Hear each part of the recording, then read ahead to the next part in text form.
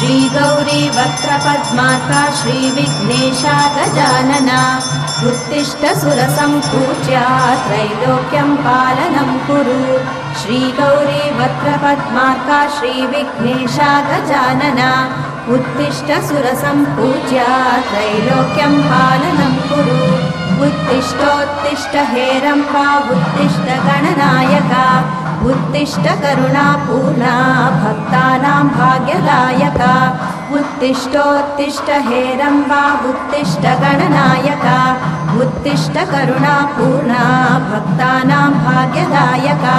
श्रीयाकुवाहन शिवात्मज दिव्यगात्रा श्रीभिन्नदन्तधनुजान्तक सूक्ष्मनेत्रा सर्वातिदुःखशमना फणिराजसूत्रा देवा गणेश्वर विभो तव सुप्रभातम्।